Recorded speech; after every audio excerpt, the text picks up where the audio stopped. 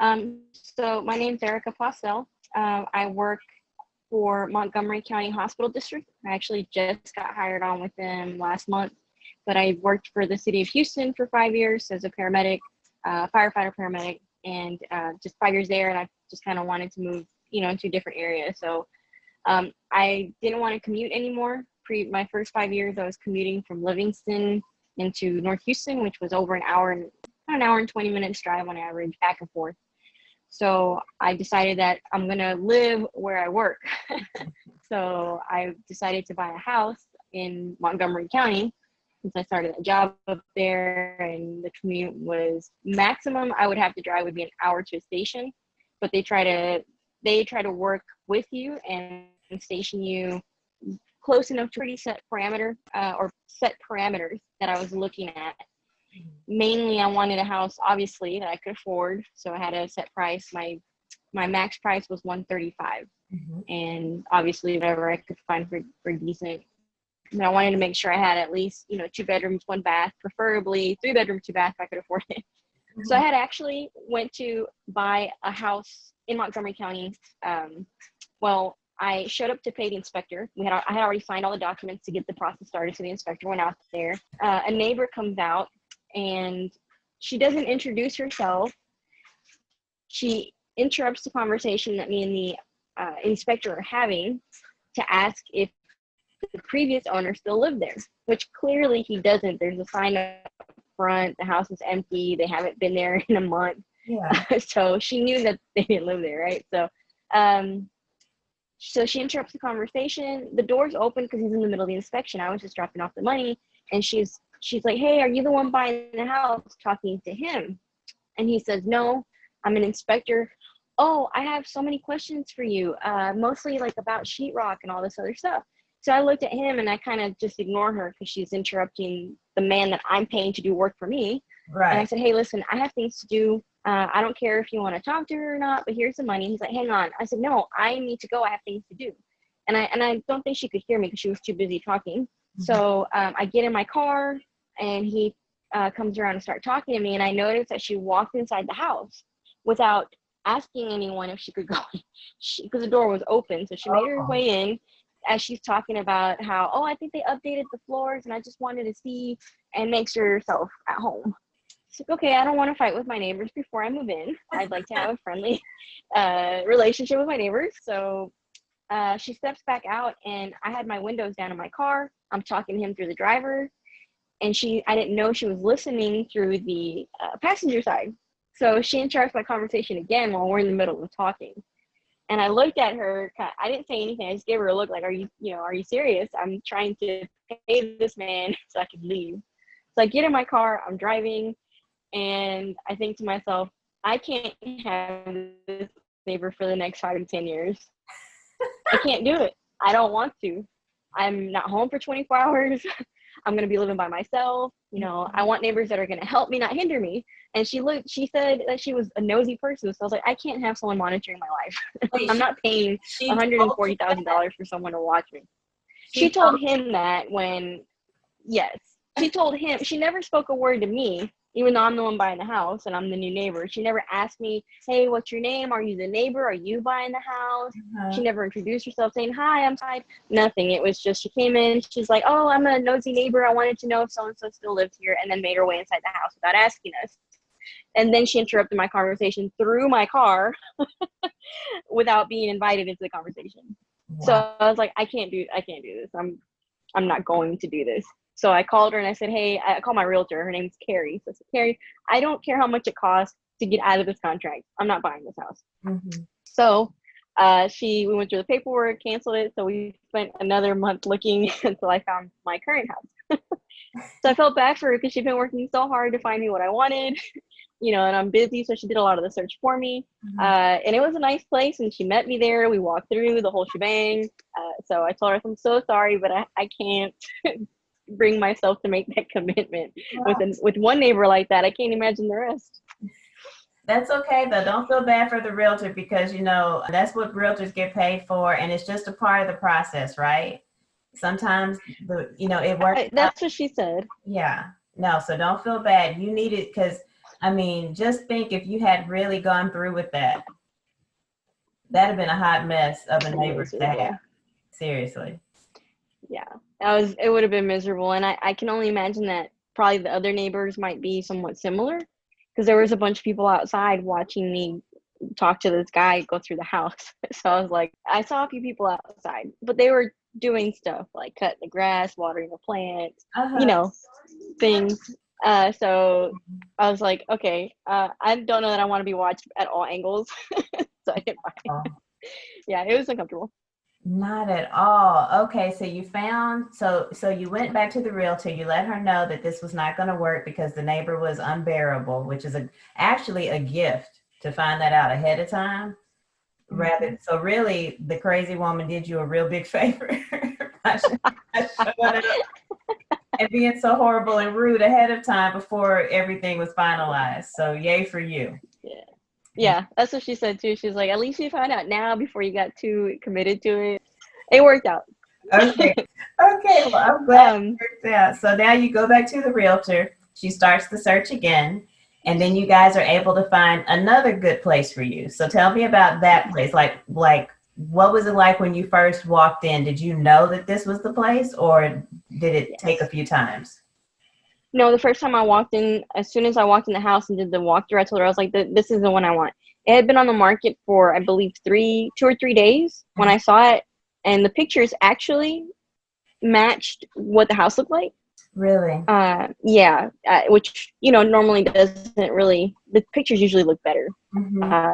So, but they were pretty on par with what I saw. So, and I could tell it was an older house, so I didn't expect it to be perfect. So it has some minor, imperfections that are just part of the house.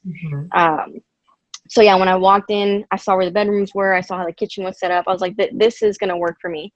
And so it had the right acreage it's almost a half acre, which is kind of what I was looking for. Cause my plan is to, live in this house for less than 5 years, maybe do some additives. Like I want to do a fence, a garage, whatever little things.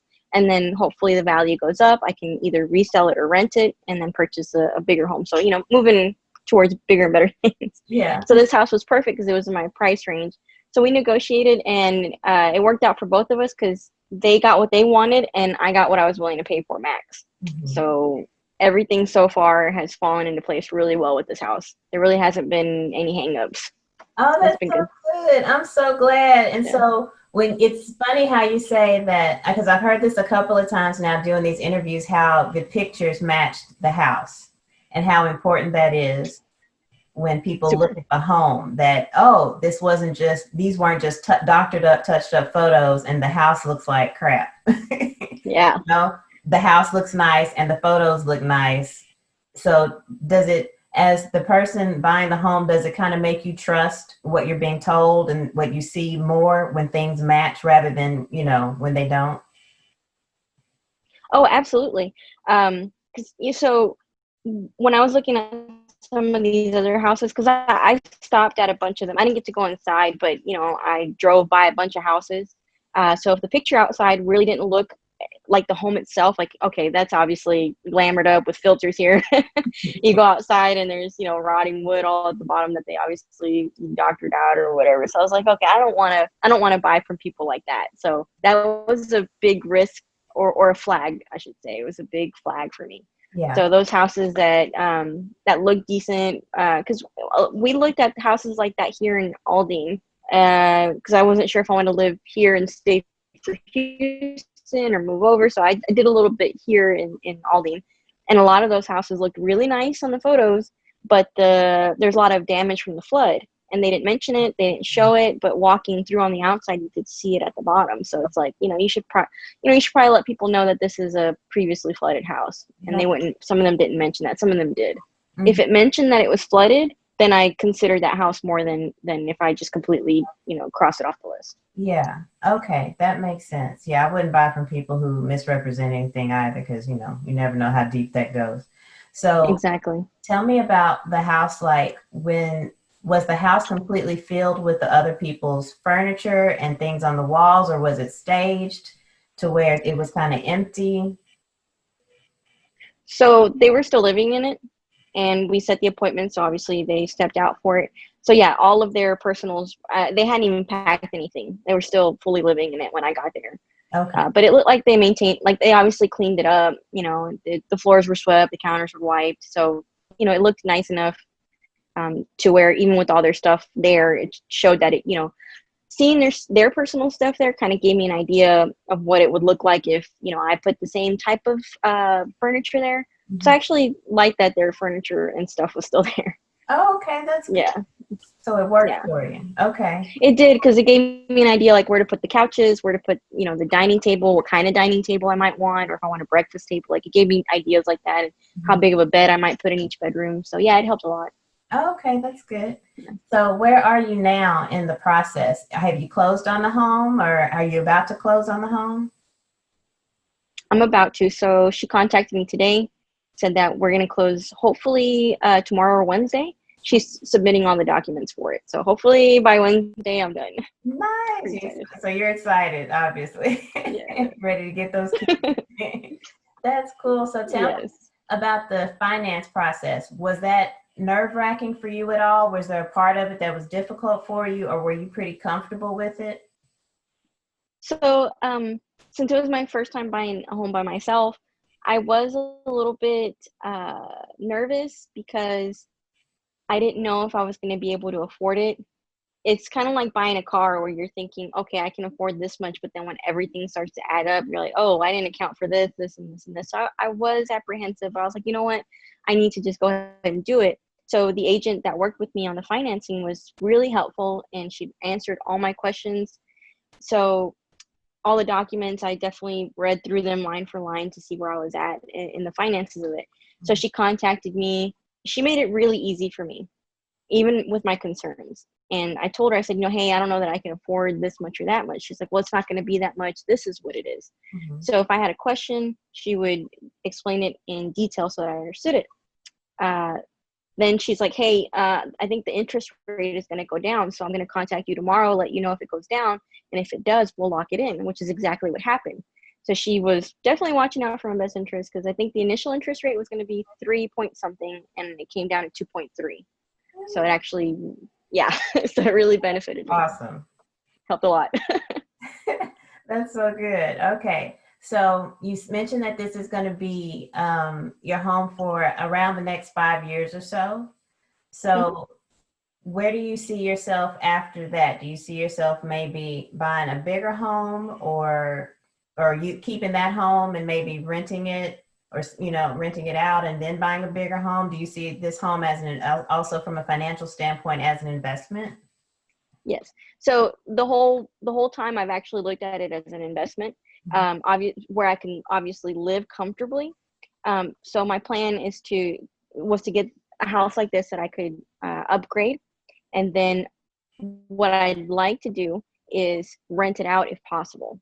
And then I'd like to probably get the same size type of home, 3-bedroom, 2-bath, nothing big, but more updated with nicer things, like a nicer sink, bigger bathroom, just the minor things. But I'm one person, so I don't need a huge house. That's a lot of cleaning. So I just want something modest, but a little bit more updated. So that's my plan.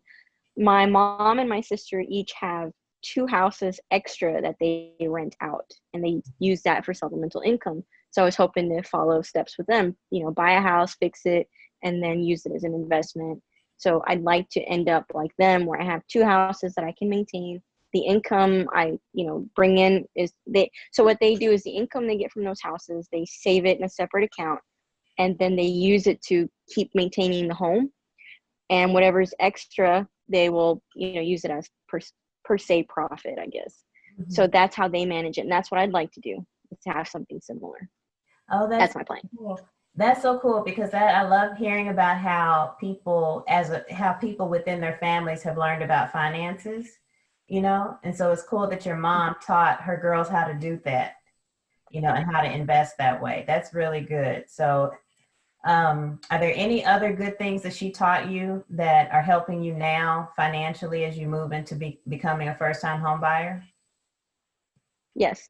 So she was talking to me about it, and she mentioned that the best thing to try and do is to obviously pay the minimum monthly note and then set aside an extra amount towards the principal, and not to be too expensive about things. Like, you don't need to buy brand new furniture if you can help it. You don't need to buy fancy dishes. Like, just buy what you need, so that it's not about how much you spend, it's about how much you keep, is what she taught me. So that what you're keeping, the principal of the house, you'll pay it off sooner. The sooner you pay it off, the less interest you pay, and the more profit you make, because you start making that profit, or the payment starts going towards you versus to the lender. Yeah, and that's a really big gift that a lot of parents generationally can pass on to their kids, is to teach them how to be really good with their finances. Yeah, it's just super important, especially during times like this when things are a little shaky, when you've had really good practices your whole life and you've had really good examples your whole life, it makes a big difference. Yeah, definitely has helped so far. Yeah, that's cool. Okay, so do you have any advice for first-time home buyers who might be questioning whether or not they can do it, whether or not they can do it on their own, what the process is like? Do you have any advice for people who might be kind of wishy-washy about whether or not they should even step out and give it a shot? Yes. My advice for anyone who's thinking about purchasing a home for the first time would be to definitely do your research financially prior to buying. So, think about how much the closing costs are going to be. I use a lot of loan calculators that are offered for free, like on Credit Karma. If you want to buy a house, then also maintain your credit score, like start fixing that. Even though it sucks to try and, pay off all these debts, that's what I did. I paid off all of my credit cards, and then I paid off half of my student loans so that I could get my credit score to go up. So I did research on maintaining a good credit score, getting it as high as I could. And then I saved up at least $10,000 so that I knew I would have wiggle room for closing costs. So after that, then I started looking at like my income, how much my expenditure is. So I did a lot of calculations prior to including monthly payment. But you also have to think about furnishing the house. You have to think about the bills that come with it and any maintenance that's going to come with the house. So I looked at all of that and gave myself a budget, and I stayed within that budget. That was the biggest thing. So I knew what I wanted before I started buying. Okay, that's good. And how long did you think it took you to do the whole credit repair thing on your own and get your credit to where you wanted to be before you could move forward? That took me, once I started dedicating to doing it, probably a year and a half total. Okay. Yeah, that was paying all the credit cards. Managed to get I think at least 5 credit cards down to a zero balance. I think when I started to be serious, around 18,000. So I paid it down to where now I only owe 5 or 7. I owe 7 now. So I paid at least 10 down. So I was serious. Like, I was dedicated, serious. I worked a lot of hours though to get to that point. A lot. I was never home. Oh my. But it was worth it because now I can afford my own home and I'm comfortable. Yeah, that is so worth it. That's cool. I'm glad to hear that. Okay, so this is your home for the next 5 years. What features do you like about this house, and what features do you think you'll look for in your next house? So the features that I like with this house is that it has property. It's on 0.48 acres, so I have room to add a garage or land to have dogs and stuff like that. I like that it's an open concept with the kitchen and the living area and dining area. And then I like that there's 3 bedrooms, so there's 2 up front, and I like that the master is separated at the back. I like having that separation, so I have like my space back there. There's a laundry room, which is another feature that I liked about it. Like, it's a separate laundry room, so it has an entryway from the laundry room as well as the front of the house. So that's what I was looking for. And I wanted a garage, but all the houses that I looked at, I couldn't afford with the garage with all the stuff that I wanted. So I let the garage go in lieu of building one later. But other than that, those are the main features is the way it's set up and where the washer and dryer have their own utility room. Okay, cool. And in your next house, what features do you think, are you already thinking about that will work for you?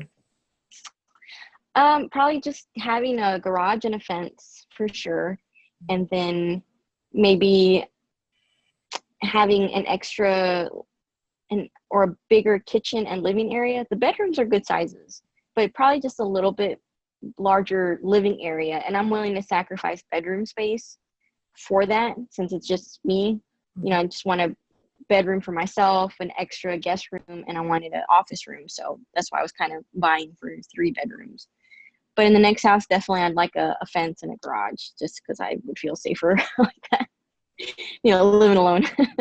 So when you first, now you said that the house was that you currently are about to close on was on the market for just a couple of days, maybe 3, 4 days or something like that. So did you have to beat out other offers in order to get the house? Were there Yes. other offers?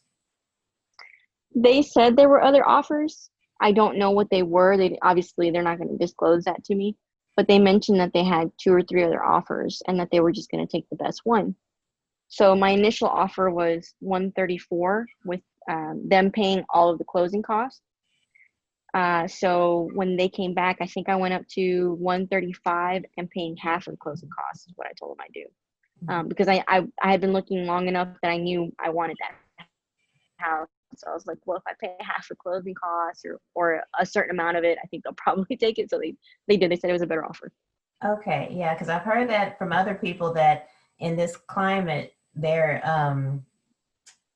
you know, having multiple offers per house. And so the sellers really do kind of have a choice of who to go with. So you were pretty fortunate that you won out on that one.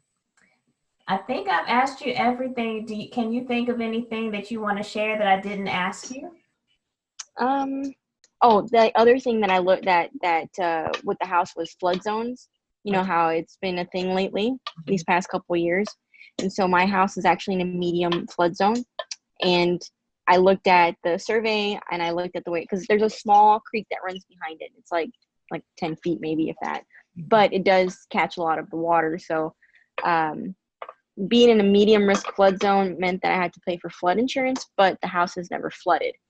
So that's why I ended up taking it, because it's on a pier and beam. So if the water does reach it, it still has a little ways to go before it actually gets inside or under to do damage. Right, and that's very important in Houston. Yeah. Well, actually, this one I'm buying in Montgomery.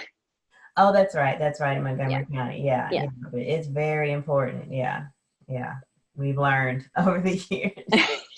Yeah, and I'm sure in your profession, you know better than any of us. Yeah, definitely. That was a huge factor. Yeah. But it worked out. Well, cool. Well, very good. Well, I'm excited for you. I can't wait. Yeah, I'm excited for you too. Thank you. You got to send me a picture when they take your picture when you close on your first house. That's very cool. I can't wait. I'm excited, but thank you for doing it. Absolutely.